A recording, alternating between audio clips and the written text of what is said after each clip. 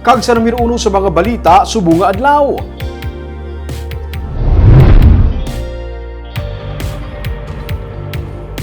Pati ang syudad sa Bacolod hindi naman mag-require sa RT-PCR test sa mga fully vaccinated individuals nga magapadulong sa syudad. Inimangin kabangin sa executive order nga ipagwa ni Mayor Evelio Lunardia. May-report si Nico Delfin. Halos kada semana nagabiyahe pa Iloilo kag pa Bacolod ang negosyante nga si Rocky Cordero kaupod ang iya mga empleyado.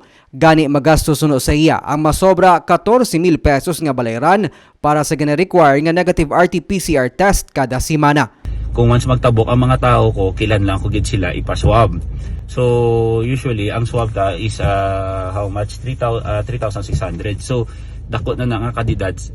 Humalin sang nagliligad nga semana, wala na gin-require sa mga local government unit sa Panay kag Negros Occidental ang negative RT-PCR test sa mga pasahero nga fully vaccinated. Gani gin-consider man ni Mayor Evelio Lunardia ang pagpahalog sang travel restrictions sa Bacolod. Suno kay Dr. Chris Sorongon, Deputy for Medical Data and Analysis ng Emergency Operations Center, isa man ka executive order ang tala na ipagwa sang alkalde angot sa pagdula sang negative RT-PCR requirement para sa mga fully vaccinated. Ugaling posible nga mga vaccination cards na gin-issue sang syudad kag vax certificate gikan sa Department of Information and Communications Technology amo lang ang ila sarang nga batunon. And now we will take into consideration how important it is to be fully vaccinated.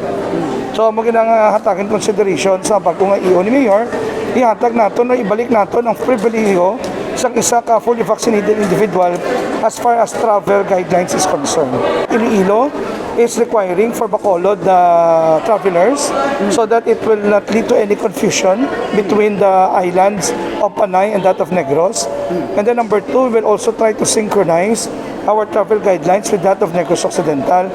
Sandig sa records ng EOC, may masobra na sa 156,000 ang fully vaccinated sa Bacolod.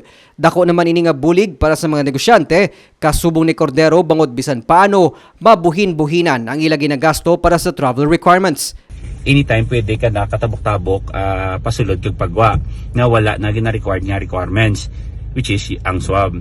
Ginalook forward ko man nga hopefully tani nga maka-recover na ang tanan, especially ang mga business sector matapos nga sa subong nga pandemic ni. Karon nga amat-amat naman sila nga nagabangon sa epekto sang pandemic, nagalaom siya nga antes matapos ang tuig magabalik naman sa normal ang tanan. Nico Delfin para sa DigiCast Negros.